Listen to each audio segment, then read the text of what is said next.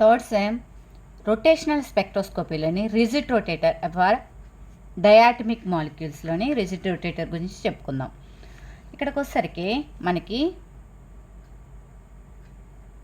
M1 అనేది next M2 అనేది రెండు అటామిక్ మాలిక్యూల్ అనుకోండి. ఇది M1, ఇదేమో M2. నెక్స్ట్ దీని మధ్యలో వచ్చేసరికి ఈ పాయింట్ ఏమో centre of gravity C.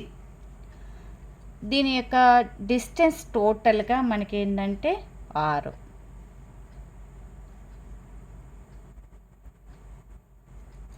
Next ఆ తర్వాత ఈ సెంటర్ ఆఫ్ గ్రావిటీ నుంచి మనకి M1 యొక్క డిస్టెన్స్ ఇది వచ్చరికి R1 అనుకుంటే, నెక్స్ట్ ఇది C నుంచి మనకి M2కి వచ్చరికి R2. ఇదన్నమాట డయాటమిక్ మాలిక్యూల్లో. నెక్స్ట్ తర్వాత అసలు ఏంటి R ఈజ్ ఈక్వల్ టు మొత్తం టోటల్ డిస్టెన్స్ ఎంత? R is equal to R1 plus R2. ఇది first equation. R is equal to R1 plus R2 first equation.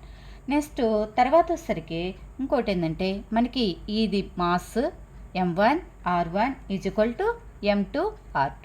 ఈ రెండు ఈక్వల్ కదా, ఇది second equation. Next moment of interior I is equal to M1 R1 square plus M2 R2 square అనమాట. ఇది third equation. First equation, second equation, third equation. అయితే మనం చూడండి from equation 1లో నుంచి అంటే ఏంటి, R is equal to R1 plus R2 కదా, దీన్ని R1 తీసుకుంటే కనుక R మైనస్ R2. అప్పుడు మనకి ఇది మూమెంట్ ఆఫ్ ఇక్కడికి వచ్చరికి ఇదేంటి, ఈ సెకండ్ ఈక్వేషన్లో M1 R1 is equal to M2 R2. M1 R1 ప్లేస్లో ఇది సబ్స్టిట్యూషన్ చేద్దాం, R minus R2 is equal to M2 R2. దీన్ని మల్టిప్లికేషన్ చేసుకున్నట్లయితే M1 R minus M1 R2 is equal to M2 R2. Next ఇది మనకు వచ్చరికి ఇది మైనస్ ఉంది కదా, దీన్ని అటువైపు తీసుకెళ్ళిపోదాం. M1 R is equal to M1 R2 plus M2 R2. M1 R is equal to ఈ రెండిట్లో కామన్ ఏంటి, R2. M1 ప్లస్ M2 అంటే therefore R2 is equal to M1 R by M1 plus M2. ఇది R2 value.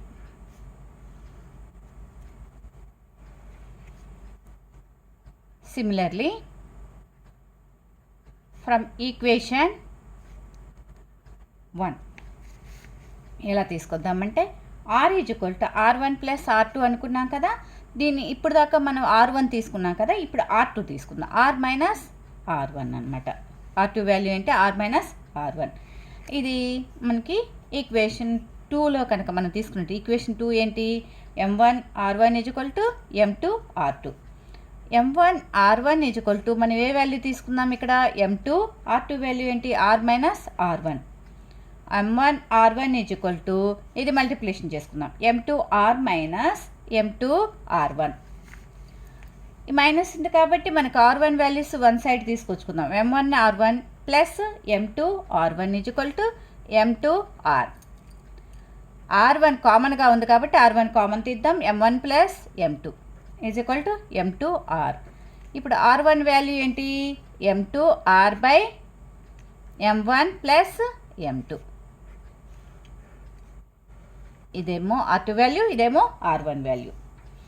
Next ఈ R1 R2 వాల్యూస్ని మనకి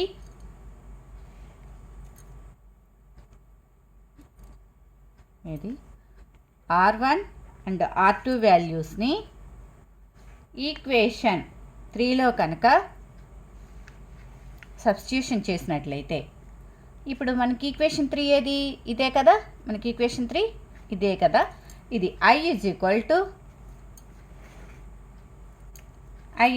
to equation ఏంటి, M1 R1 square plus M2 R2 square. ఇది కదా equation 3. I is equal to m1. r1 value ఏంటి మనకి ఇక్కడికి వచ్చేసరికి ఇక్కడ మనకేంటి r1 స్క్వేర్ అంటే r1 వాల్యూ ఇదే కదా, ఇది m1 into m2 square r2 square by m1 plus m2 whole to the power of square plus ఇంకేంటి m2. r2 వాల్యూ ఏంటి మళ్ళీ మనకి m1 square r2 square r square by m1 plus m2 square. ఇలా multiplication చేసుకున్నాం కదా. Next తర్వాత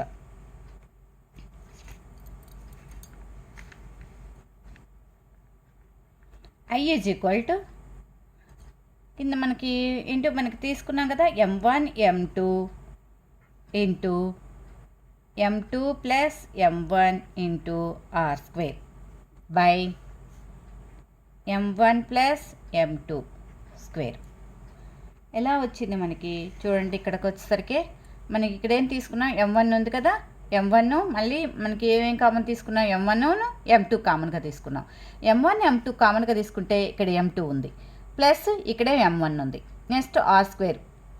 next కిందకు వచ్చేసరికి మనకి ఈ రెండింటిని కామన్గా తీసుకున్నాం అనమాట. m1 ప్లస్ m2 స్క్వేర్ కామన్గా తీసుకున్నట్లే ఇలా కాసాకు కట్టినట్లయితే m1 మనకి m1 ఇక్కడ m2 ఉంది, ఇది ఇక్కడ మళ్ళా ఇక్కడ m2 ప్లస్ m1 అదే వచ్చింది. ఇక్కడ చూడండి ఈ రెండింటిని కసాకు తీసుకున్నాం. m1 మనకి LCM m1 plus m2 whole to the power of square రెండిట్లో కామన్గా ఉంది కదా అది బై నెక్స్ట్ ఈ రెండిట్లో కామన్గా ఉంది ఇది కదా. నెక్స్ట్ ఇక్కడ ఏముంది m1 m2 ఉందన్నమాట.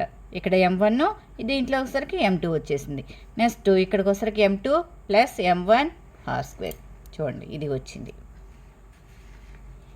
Next I is equal to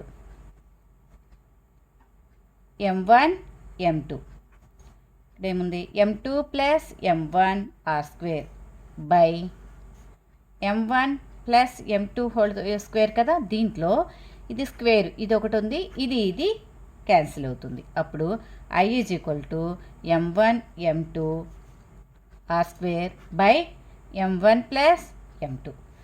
ఇప్పుడు మనకి mu is equal to m1 m2 by m1 plus m2. ఇదేంటి మ్యూ అంటే రెడ్యూస్డ్ మాస్.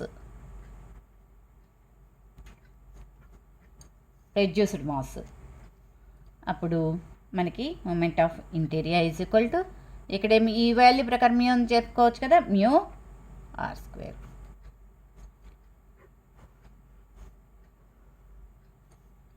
ఇది 4th ఈక్వేషన్ ఇక్కడ వరకు వచ్చేసింది. నెక్స్ట్ తర్వాత 4th ఈక్వేషన్ వచ్చేసింది కదా. నెక్స్ట్ రెడ్యూస్డ్ మాస్ వచ్చేసిన తర్వాత మనకి energy values E J is equal to h square by 8 π square i j into j plus 1. E J is equal to h square by 8 π square i into j plus 1. ఇక్కడ j అంటే ఏంటి మనకి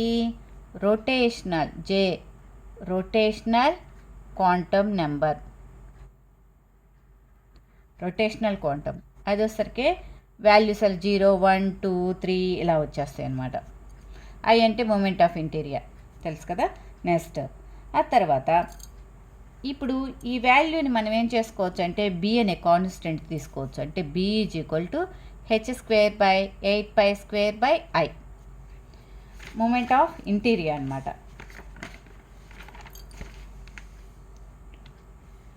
మనకి ఇది వచ్చేసరికి నెక్స్ట్ తర్వాత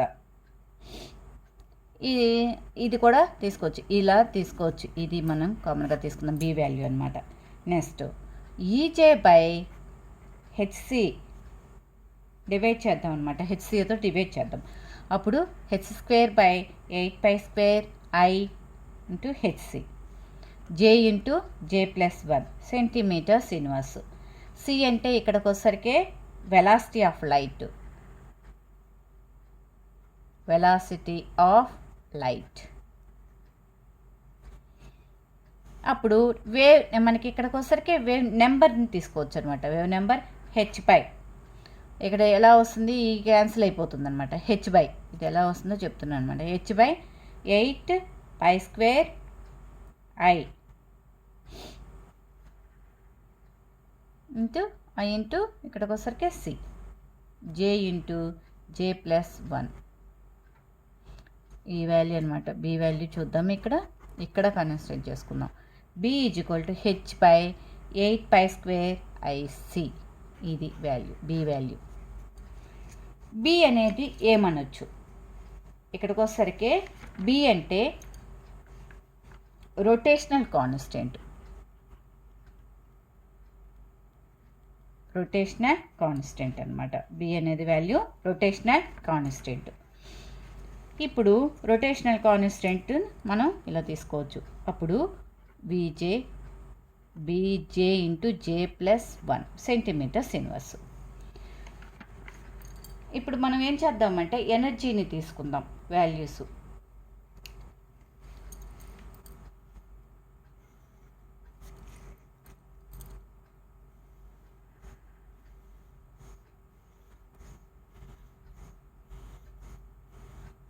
ఎనర్జీ వాల్యూస్ తీసుకున్నాం. ఇక్కడ మనకి జే ఈజ్ ఈక్వల్ టు 0 అయితే కనుక జే ఈజ్ ఈక్వల్ టు 0. అప్పుడు జే ఈజ్ ఈక్వల్ 0 అయితే ఇక్కడ మల్టిప్లికేషన్ చేసుకోండి ఎలా వస్తుందో. జే ఈజ్ ఈక్వల్ టు ఇక్కడ చేద్దాం. New 0 is equal to formula ఇది కదా, బి ఇంటూ జే అంటే 0 ప్లస్ 1 అంటే ఏమొచ్చింది 0 సెంటీమీటర్స్ ఇన్వర్స్ అంటే ఇక్కడ 0. నెక్స్ట్ తర్వాత 1 తీసుకుంటే బి ఇంటూ 1 ప్లస్ 1 అంటే 2b centimetres inverse. 2b centimetres inverse. ఎప్పుడు జే ఈజ్వల్ టు 1 అయితే. జే ఈజ్వల్ 2 అయితే కనుక ఇలా క్యాల్కులేషన్ చేసుకుంటే వెళ్ళిపోతే నెక్స్ట్ 0 2 తర్వాత 6b. జే ఈజ్వల్ టు 3 అయితే నెక్స్ట్ 12b సెంటీమీటర్స్. జే ఈజ్వల్ 4 అయితే కనుక 20b centimetres inverse. J equal to 5 అయితే కనుక 30b ఇలా మనం సెంటీమీటర్స్. ఇది ఎనర్జీ వాల్యూస్ అన్నమాట.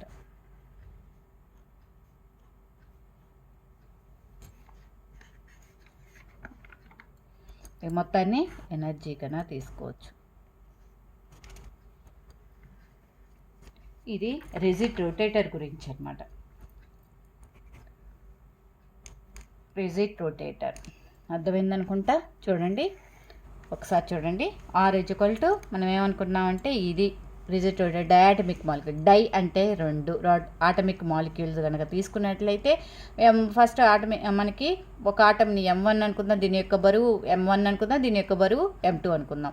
దీని మధ్యలో పాయింట్ నేమో సెంటర్ ఆఫ్ గ్రావిటీ అంటాను అనమాట. నెక్స్ట్ దీని యొక్క డిస్టెన్స్ మొత్తాన్ని R అనుకున్నట్లయితే నెక్స్ట్ M1 యొక్క డిస్టెన్స్ సెంటర్ ఆఫ్ గ్రావిటీకి R1, నెక్స్ట్ M2ది మనకి వచ్చేసరికి R2 అనుకున్నట్లయితే ఈ total distance R equal to R1 plus R2. ఇది ఫస్ట్ ఈక్వేషన్. నెక్స్ట్ తర్వాత వచ్చేసరికి M1 ఇది ఒక mass, next distance equal to ఇది ఒక మాస్ డిస్టెన్స్.